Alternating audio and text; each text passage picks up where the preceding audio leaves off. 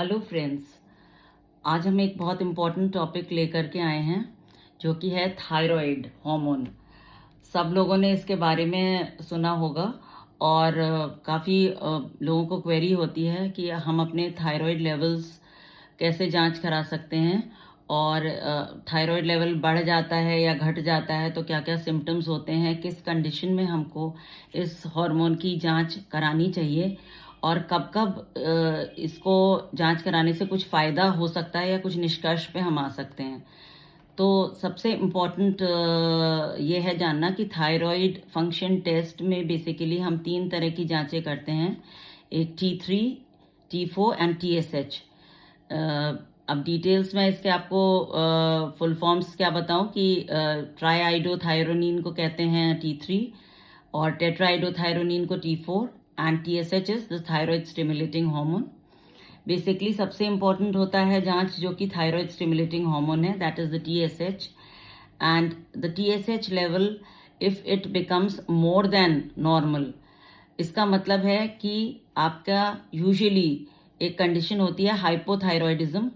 जिसमें कि आपके दोनों थायराइड लेवल्स जैसे कि T3 या T4 या उनमें से एक हार्मोन की लेवल जो है कम हो जाएगी और उसकी वजह से जो TSH हार्मोन होता है यानी कि थायराइड स्टिमुलेटिंग हार्मोन, उसकी लेवल बढ़ जाती है। तो अगर ऐसा रिजल्ट आता है तो इसका मतलब होता है कि आपको हाइपोथायरॉयडिज्म की कंडीशन है और बाहर से सप्लीमेंट दे करके हार्मोन का आपको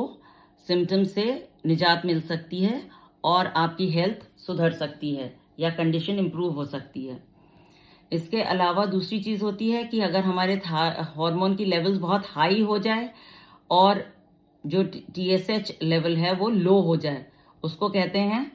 कि हाइपरथायरॉयडिज्म हो गया, मतलब थायराइड की लेवल्स बढ़ गई हैं हार्मोन्स की,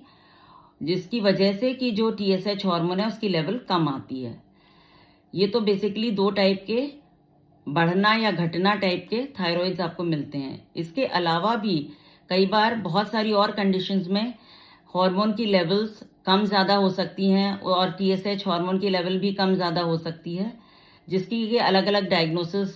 एंडोक्रिनोलॉजिस्ट बनाते हैं। तो आप अपनी टेस्ट करा करके और फिर एंडोक्रिनोलॉजिस्ट के पास जाके संपर्क कर सकते हैं। ध्यान रखने की बात यह है कि थायराइड हार्मोन की जांच कराने से पहले यदि आप पहली बार जांच कराने जा रहे हैं तो आप खाली पेट रहें, क्योंकि खाली पेट जांच कराने से आपको एक तो बेसल लेवल्स पता लग जाते हैं और बहुत सारे और जो इंटरफेयरिंग हार्मोन्स होते हैं वो उसमें इंटरफेयर नहीं कर पाते हैं। तो बेटर होता है कि जो जांच कराएं वो खाली पेट कराएं। अगर आप दवा ले रहे हैं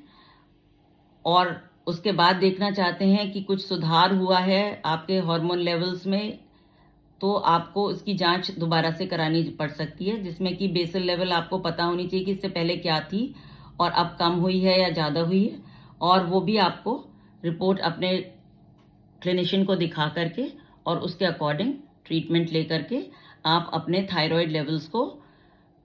मेंटेन कर सकते हैं। Thank you so much.